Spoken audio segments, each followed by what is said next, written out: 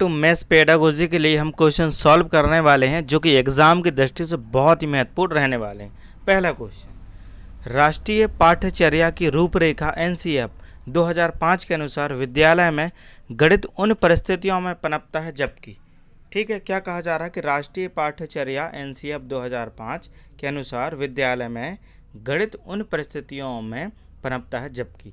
अब हम विकल्प पढ़ते हैं, ठीक है जी, और राइट आंसर खोजने की कोशिश करते हैं।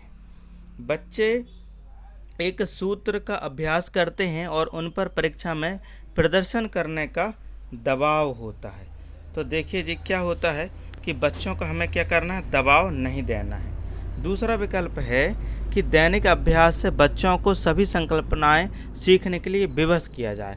तो बच्चों को हमें क्या करना है, विवश नहीं करना है, ठीक है जी। चौथा विकल्प है कि बच्चे सुनते हैं और अध्यापक सक्रियता से व्याख्या करता है। तो व्याख्या शिक्षक केंद्रित शिक्षण प्रक्रिया होती है और हमें छात्र केंद्रित शिक्षण प्रक्रिया से अध्ययन कराना है।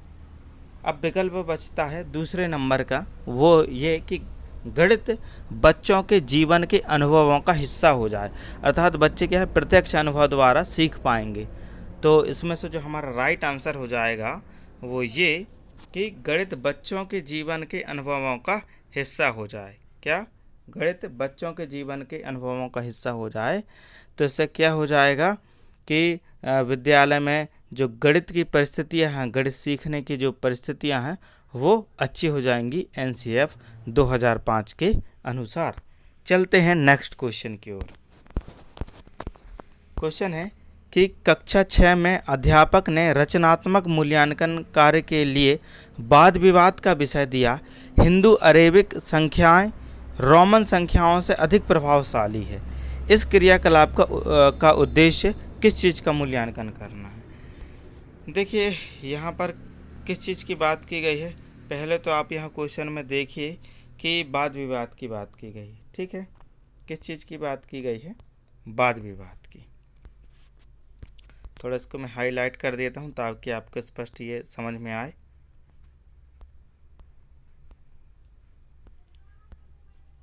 चलिए, वाद विवाद की बात की गई है।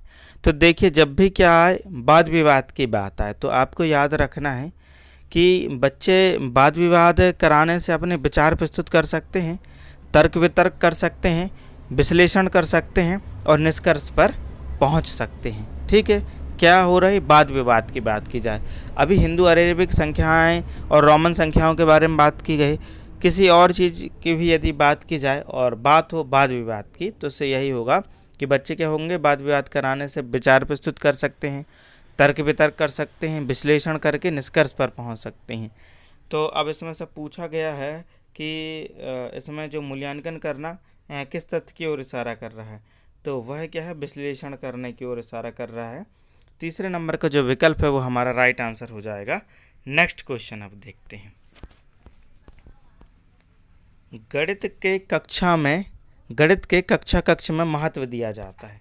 तो गणित के कक्षा कक्ष में किस चीज़ का महत्व दिया जाता है, गणितीय विषय प्रक्रिया और तर्क पर, ठीक है। जब भी गणित के कक्षा कक्ष में या गणित से संबंधित कोई बात आ जाए तो हम गणितीय प्रक्रिया के साथ साथ तर्क के भी ऑप्शन पर जाने की कोशिश करेंगे। देखिए, और भी जो विकल्प दिए गए हैं ना, उसमें गणितीय विषय हैं, समस्या का समाधान के बारे में है। तो प्रक्रिया के साथ जहाँ तर्क की बात आ जाए तो वो अधिकतर स्थितियों में हमारा सही और राइट आंसर होगा। चलिए बढ़ते हैं नेक्स्ट क्वेश्चन की ओर। देखिए, ये जो क्वेश्चन है ना, थोड़ा देखने में क्या है, टफ लगेगा। कुछ लोग क्या है, ऐसे क्वेश्चन को पढ़ते नहीं हैं, जबकि इस तरह के जो क्वेश्चन रहते हैं ना वो सीटेट में पूछे जाते हैं और ये जो क्वेश्चन है ना वो सीटेट पर आया हुआ है। ऐसे क्वेश्चन को हमें सॉल्व करना है। देखिए, पेडागोजी से रिलेटेड आप और भी वीडियोस देखना चाहते हैं तो वीडियो के डिस्क्रिप्शन के नीचे आपको लिंक मिल जाएगी, वहाँ से आप जो मैथ्स पेडागोजी से रिलेटेड वीडियोज़ हैं वो आप देख सकते हैं। क्वेश्चन पढ़ते हैं कि अध्यापक ने विद्यार्थियों को बट्टे छूट पर आधारित निम्नलिखित समस्या हल करने के लिए दी। एक कमीज और स्वेटर के अंकित मूल्य क्रमशः 200 और 300 हैं। कमीज व स्वेटर पर बट्टा क्रमशः 20% तथा 12% है। बिल तैयार करते समय गलती से दुकानदार ने इन वस्तुओं के बट्टे की अदला बदली कर दी और बिल मिलाने पर इस ग्राहक ने इस गलती को देखा और दुकानदार को उचित मूल्य दिया। अब मतलब देखिए क्या हुआ कि बिल मिलाने के बाद ग्राहक ने देखा कि दुकानदार ने गलती की है, ठीक है, तो फिर ग्राहक ने क्या किया, उचित मूल्य दुकानदार को दे दिया। अब पूछा जा रहा है कि इस प्रश्न से शिक्षक किन मूल्यों को प्रोत्साहित करने का प्रयास करता है। तो देखिए जो अभी हमने इसको पढ़ा और इससे निष्कर्ष क्या निकलता है उस चीज़ की ओर हम ध्यान देते हैं। तो दुकानदार से ग्राहक ने ईमानदारी की, ठीक है, ईमानदारी का भाव इससे क्या होता है, प्रकट होता है।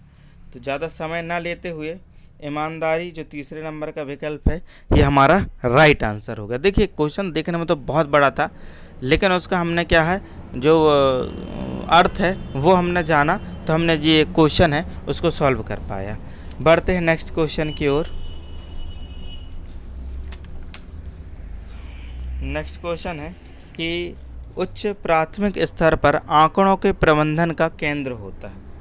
बात आ रही उच्च प्राथमिक स्तर पर, तो देखिए यदि हम बात करें प्राथमिक स्तर की तो आंकड़ों का संग्रह किया जाता है प्राथमिक स्तर पर, लेकिन उच्च प्राथमिक स्तर में संग्रह के साथ साथ संगठन व प्रस्तुति दोनों चीज़ें की जाती है। तो हमारा राइट आंसर क्या हो जाएगा, जो सेकेंड नंबर का है वो हमारा राइट आंसर हो जाएगा कि आंकड़ों का संग्रह, संगठन और प्रस्तुति, ये चीज़ें। नेक्स्ट क्वेश्चन, गणित के समस्या का समाधान निम्नलिखित में से कौन सा तरीका नहीं है। गणित के समस्या के समाधान का निम्नलिखित में से जो कौन सा तरीका है वह नहीं है। तो देखिए इसमें परीक्षण और त्रुटि विधि, ठीक है, किसी चीज़ का हम परीक्षण कर लें, त्रुटि विधि, चित्रांकन हो गया, अंत से आरंभ की ओर हल करना, ये सभी अपनी जगह में ठीक है, लेकिन रट लेना, ठीक, ये समस्या का समाधान का तरीका नहीं है। समस्याएं कई तरह की होती हैं, एक ही टॉपिक के अंदर बहुत सारे क्वेश्चन दिए जाते हैं, हर क्वेश्चन अलग अलग पैटर्न के होते हैं। कितने पैटर्न आप रट लेंगे, कितने पैटर्नों को आप याद कर लेंगे, तो संभव नहीं है। आंसर हमारा हो जाएगा ये रट लेना। नेक्स्ट क्वेश्चन,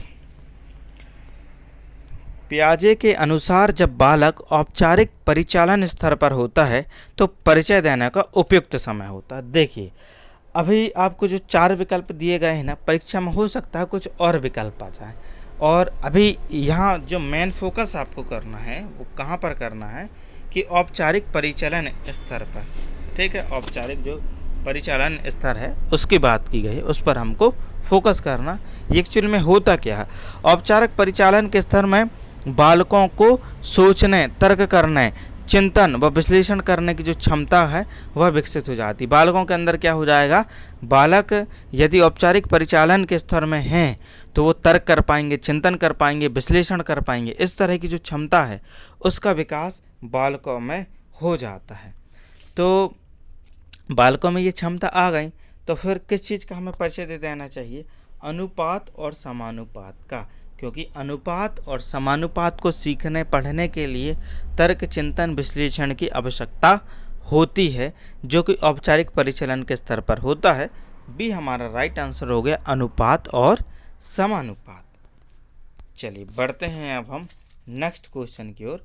क्वेश्चन है कि राष्ट्रीय पाठ्यचर्या रूपरेखा एनसीएफ 2005 के अनुसार विद्यालय पाठ्यचर्या में गणित के अध्यापन का लक्ष्य होना चाहिए कि बच्चे प्रभावशाली गणित सीखें। बच्चे क्या सीखें, प्रभावशाली गणित सीखें। तो प्रभावशाली गणित का हमसे अर्थ पूछा गया है।